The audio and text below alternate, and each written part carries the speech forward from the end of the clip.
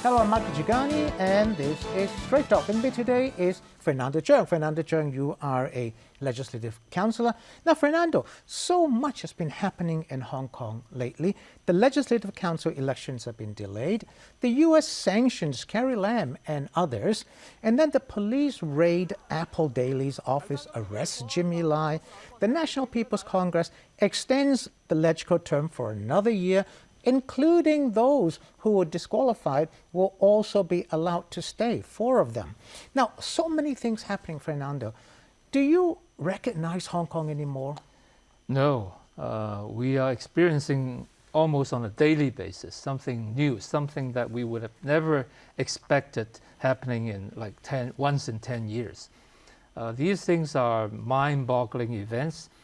You cannot imagine why in the world that Hong Kong will come into this situation with our leader being sanctioned by the most powerful superpower in the world, and that they would come back and raid Apple Daily, a major local media, with hundreds of police, obviously violating any protection for press freedom, is a clear suppression. So I think it's like teeth for teeth is a revenge. It's something that, you know. You mean a revenge by Hong Kong and the central government against the U.S.? Absolutely. So we're looking at a Cold War happening right here in Hong Kong.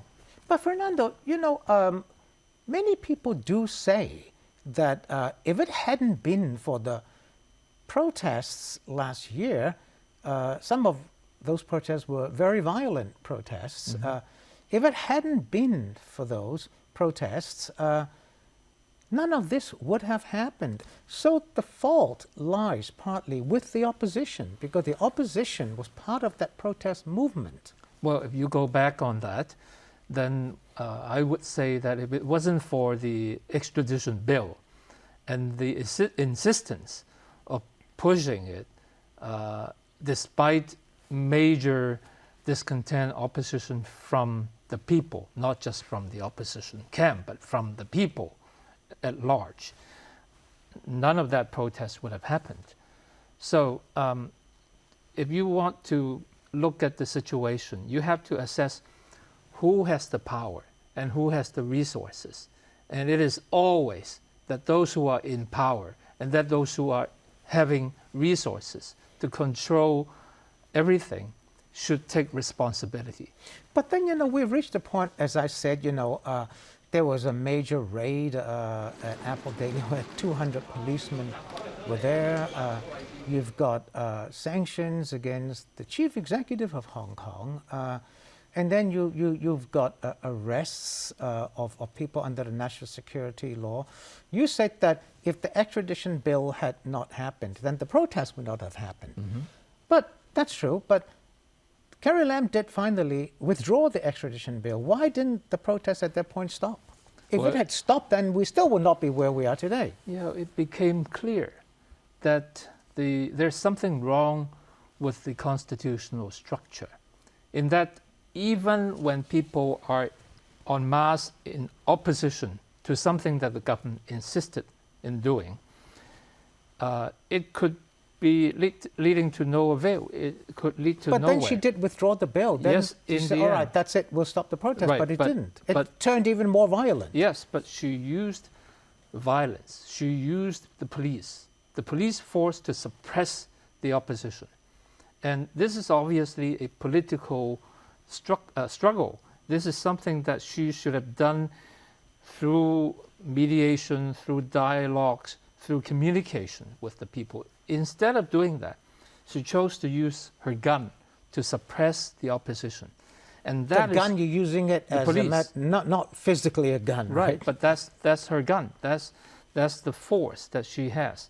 And therefore, people are awakened to the fact that with this current structure, without going into a true democracy, our freedom, our rights would not be protected. We could lose it at any moment. And that's why there's continuation of protests. Now, you know, a lot of people say that the raid at Apple Daily's office yesterday was an attack on media freedom. The government says no. He allegedly colluded with foreign forces. But we've known for a long time that he was one of the targets. And he did go to see people like President Mike Pence and Secretary of State Mike Pompeo, knowing that that would anger the central government. So was that advisable? Well, I mean, Carrie Lam herself might have met with many higher-up U.S. officials, right? Not during her term as the CE, maybe before then. I don't think she's gone to the U.S. as CE. People at all walks could meet with foreign government officials, and if they are invited by the But it's the intent. Was it the intent to ask the foreign government to punish China for mistreating Hong Kong? No, I think when asked about what their opinions are about the situation in Hong Kong, and they were answering frankly, and that, of course, they were critical, and as I am critical of the current government as well. And what is wrong with that? If you are asked by a media of what you would think of Hong Kong and how it should proceed in the road to democracy, how it is being governed, then, I mean, if I were being critical, what's wrong with that?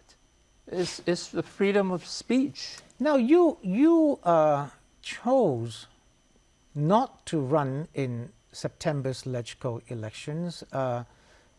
First of all, before I ask the other question, I'll ask you why. Why did you decide not to run? I mean, the elections had not been cancelled, postponed for a year, but why did you decide not to run?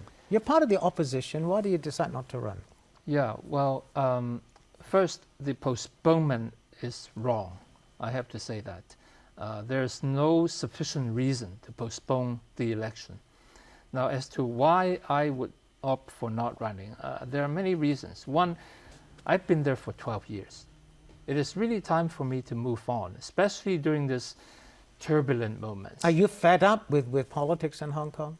I'm not fed up with you feel that there's nothing you can do by remaining in LegCo? No, I have lots remain to be done.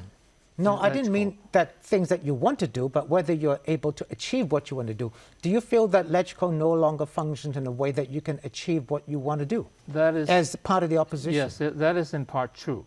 I have been focusing on livelihood issues. I really want to use LegCo as a platform to amplify the voice of the voiceless. I want the underprivileged people to be heard, especially by those who are in power.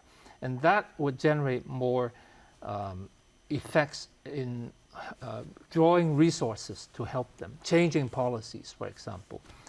But during this turbulent time, it's difficult to do so. The room for asking for attention to be put on livelihood issues is getting smaller and smaller. So in fact, you're giving up, Fernando.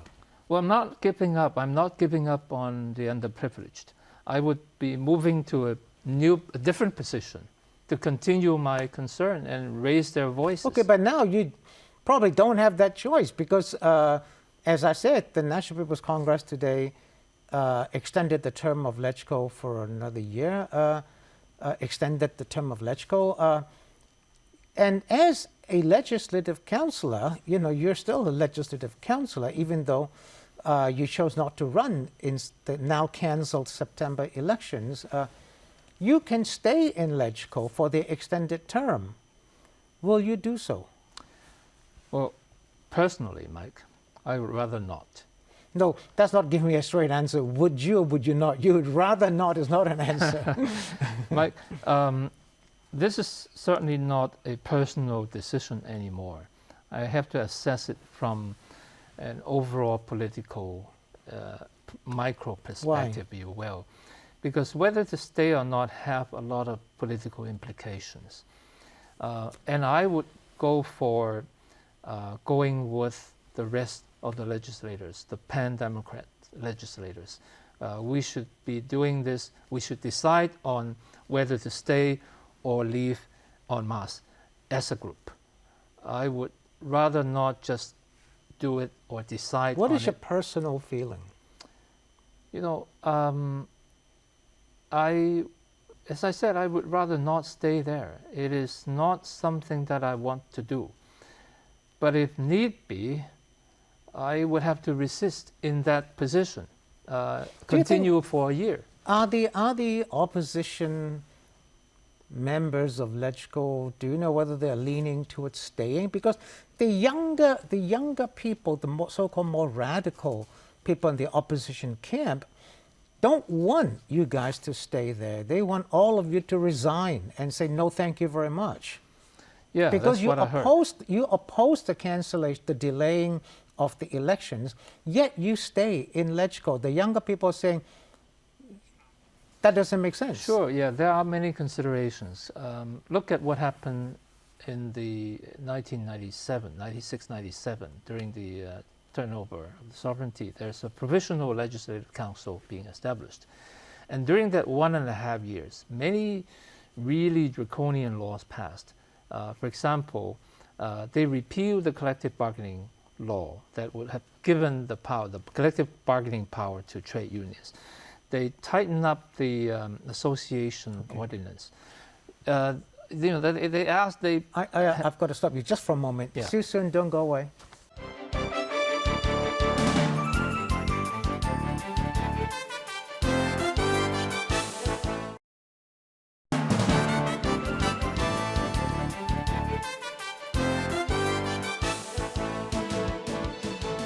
Thanks for staying with us. This is Straight Talk. With me today is Fernando Jones. Fernando Jones, you're a legislative councillor with the Labour Party.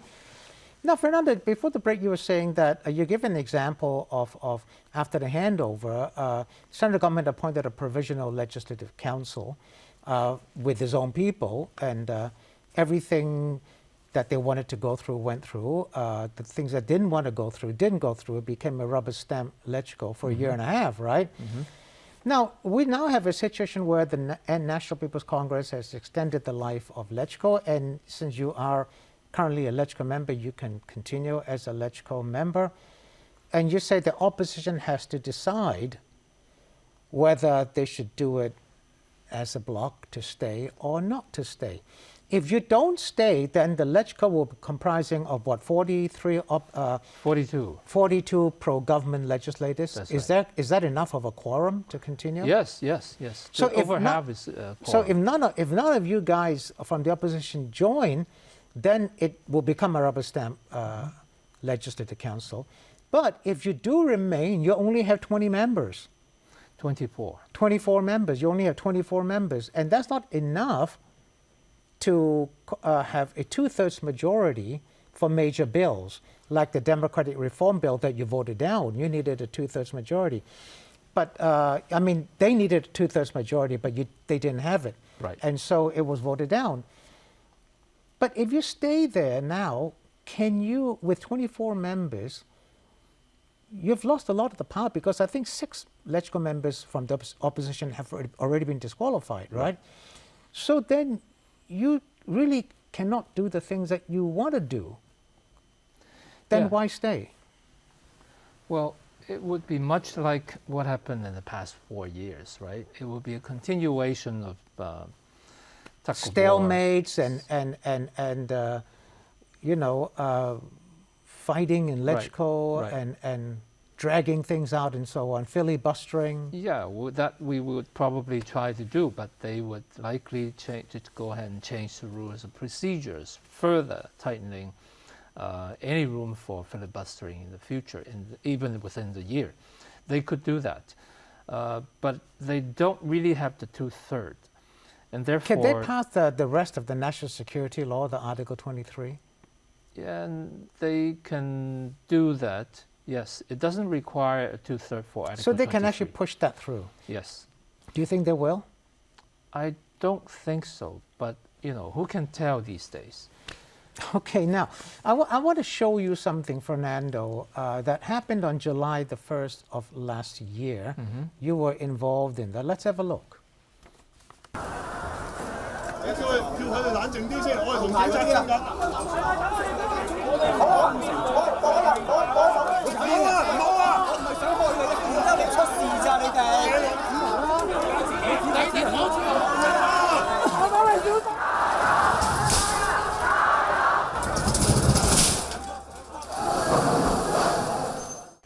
Now, I'm sure you remember that very well. Yes. It was last July 1st. Protesters broke into the Legislative Council. The reason I showed you that was you were among a few people that tried to stop them from breaking into the Legislative Council. And you were unsuccessful. They shoved you aside, and they eventually broke in. The rest is history. We know what happened. Now, the reason I showed you this is, we talked earlier about if it hadn't been for the extradition bill, there would not have been protests. And then if there hadn't been protests, then all of the things that have since happened would not have happened, right? But during that last summer's protest, some of it violent, including that one that you just saw, the opposition has been criticized many times for not opening up, saying clearly that they oppose violence. Why didn't you do that? Well, of course, we always say we oppose violence. But you didn't say you opposed the people who were out there committing those acts. Well, the fact that we were there trying to stop them speaks loudly, right? We were not More loudly than approving, words. right? More loudly than words. We were not approving what they were doing. But things evolved since then. At that time, we didn't see excessive police force or violence, if you will. But then during the later months, there were excessive police brutality. But there was also quite a lot of violence during protests. Yeah, we know, but look at the collusion between the police and the white shirters, the thugs, that was demonstrated so clearly through live feed. That actually hasn't been proven in court yet. Yeah, I know. Just set the record straight. I certainly understand that, but everybody can see that. It is so clear. Now, even an independent investigation of the whole thing cannot be approved and was objected. Why has that stopped? Why aren't you guys still calling for an independent investigation, or do you think that's no longer even possible? Well, yeah, I don't think it's possible, but it is not that we stopped calling it. It is that things evolved and is overtaken by other more problematic matters, such as yesterday, like a raid of an Apple Daily, a major local newspaper, opposition paper, if you will, by hundreds of police, and arresting Jimmy Lai and Agnes Chow. Actions like that overtake. We have daily events overtaking the past. Exactly, right? Fernando. We have daily events. Everybody is in a daze. And on top of that, we've got the coronavirus. So everybody is in the daze, and reports have said that some studies show that people suffering from mental disorders. Now, with all that happening, you've got the sanctions. I mean, imagine sanctioning the chief executive of Hong Kong, the U.S. And that's a big deal. And then you've got the raid on Apple Daily, as you pointed out, and then you've got the central government sanctioning 11 Americans, most of them legislators. And then you've got all these things happening now. People can't catch up. Is it time, Fernando, for the opposition to say, all right, please, we've got a year, extended year in LegCo. You just said it'll be a continuation of what happened. There'll be filibustering and so on. Instead of letting that happen, should you not use that occasion to say, and make approaches to the government as well and says, let's talk peace. It's time that we sit down and talk peace and try and get through this big problem. Yeah, I think if that is still allowable, You're one of the moderates. I mean, you can initiate something like that. Well, I don't think I, for one, as just one legislator, can initiate anything like that. It requires the whole town to come to some consensus, right? We need discussions. If chief executive or Beijing wants peace, then, open up the dialogues.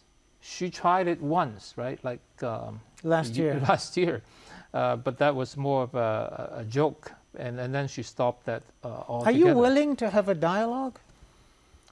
we always want dialogues. We always want to talk, but the door is shut. What do you want to us. talk about, Fernando? Or is it too late to talk? Because with the national security law, most people feel that Hong Kong has already changed beyond what it was, and you can never go back to the old Hong Kong. So what do you want? What kind of dialogue do you want? Well, yes. First, I agree with your statement. I agree to what you just said, that we can never go back unless the national security law is rescinded. But that's not. That's not going to happen. They're not going to rescind the national security law. Right. So things have changed. We've moved to another stage. But if Beijing really wants peace, and that they would, now that they have the apparatus to control everything, and that they want to go back to normality, that they want to do their best. Is it possible to go back to normality?